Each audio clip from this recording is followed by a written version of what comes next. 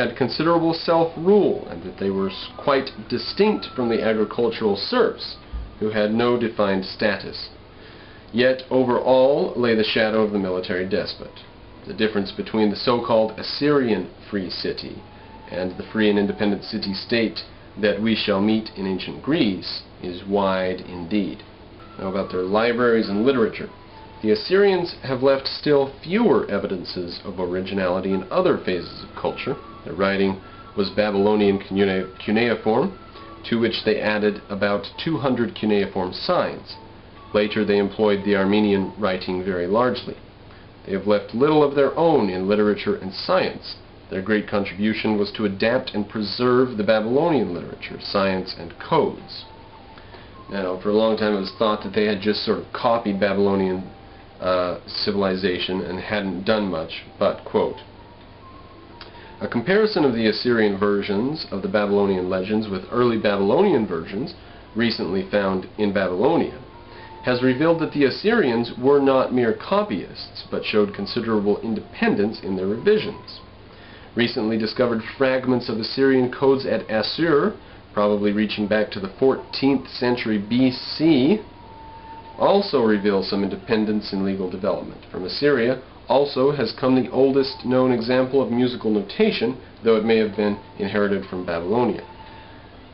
That would be very insignificant because they've found pieces of bone which could be nothing other than a flute, going back 20,000 BC and more. So, that's archaeological. That is archaeology. The Assyrian interest in preserving the memory of their past heritage in monuments and literature caused them to build the first royal libraries in Asia, housing extensive collections of catalogued clay tablets and cylinders, each bearing the royal stamp of the king.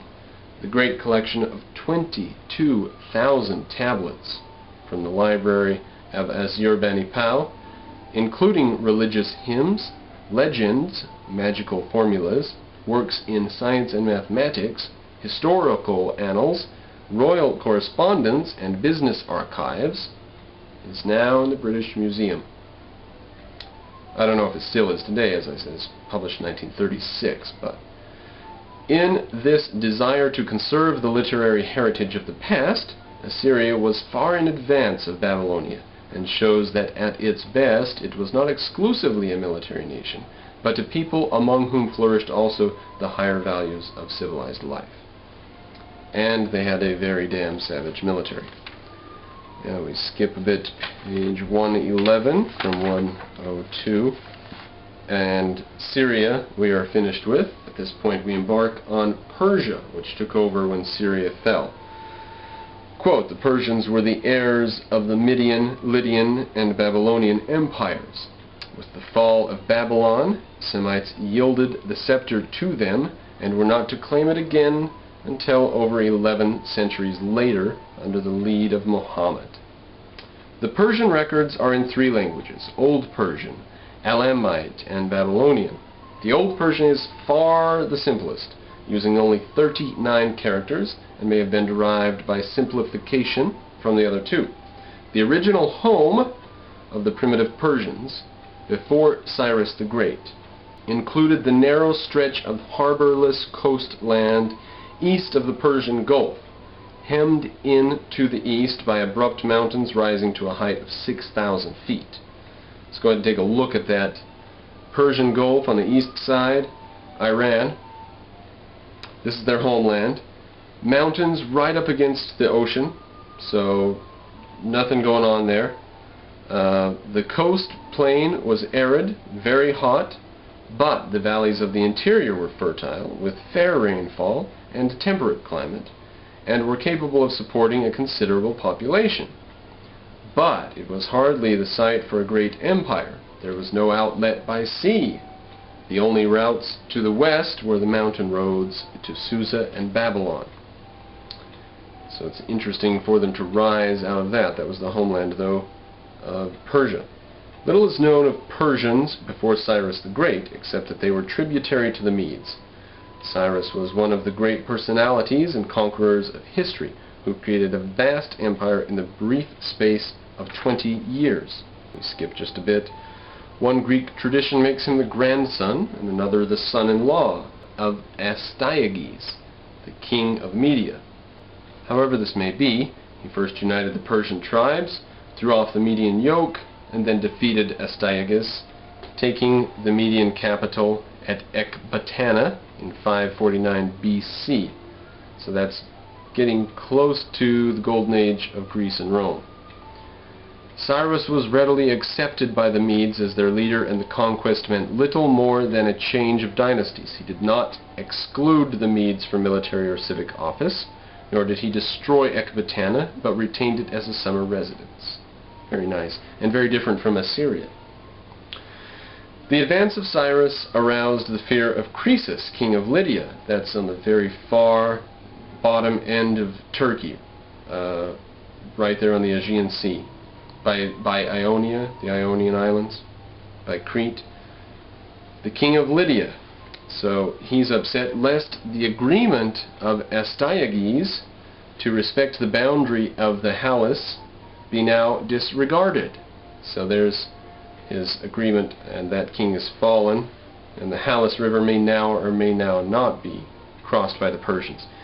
He therefore made alliance with Egypt, Babylon, and Sparta, and consulted the Greek oracle at Delphi as to the advisability of an aggressive policy. He was like, is this great, massive empire going to push me off the edge of this landmass, Asia Minor? Maybe I should be aggressive about this. Goes to Delphi and finds out. According to Herodotus, the oracle answered cryptically that if he should cross the Halys River with his army, he would destroy a great kingdom. King Croesus, encouraged by this answer, crossed the Halys and met a crushing defeat at the hands of Cyrus in 546 BC. The wealthy kingdom of Lydia thereupon became part of the Persian Empire. So he did destroy a great nation. If he should cross the Halys with his army, he would destroy a great kingdom. And so it was. The Lydian kingdom came to an end. Cyrus then took over the Ionian Greek coast cities that had been tributary to Lydia, and also dominated the southern coast of Asia Minor. These victories were followed by the conquests of the territory beyond Media to the north and east as far as India.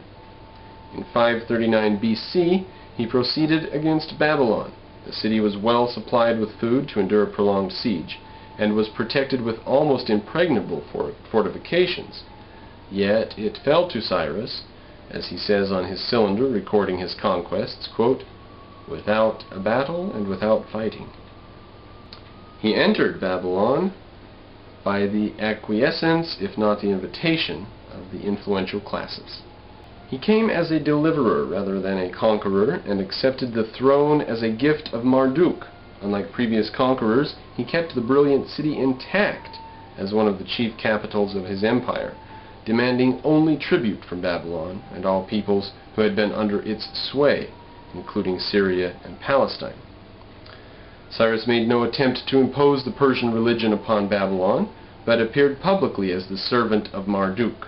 Instead of the Assyrio-Babylonian policy of cruel deportations and destruction of foreign cities, he restored the exiles and rebuilt the capitals. He reversed the narrow religious policy of Nabonidus, which had filled Babylon with the images of cults of all the gods of the subject peoples, thus alienating priests and captives as well. With broad statesmanship, he proclaimed to both the foreign gods and their worshippers their right to return and re-establish themselves in their native lands. The most significant effect of this policy was for the Jews. So, you see that what's going on here? A bunch of people have been relocated. This king says, when he takes over, he says, okay, you can go back to where you came from. Subjugated people, return to ye former lands. Through the cylinder in which he records this, Cyrus does not name the cities in the west, but the proclamation was doubtless a general proclamation. Anybody who's been relocated, you're free to move back to where you came from. This wise policy called forth the great unknown Jewish prophet of the new era, whose message is preserved in the book Isaiah, chapters 40 through 55.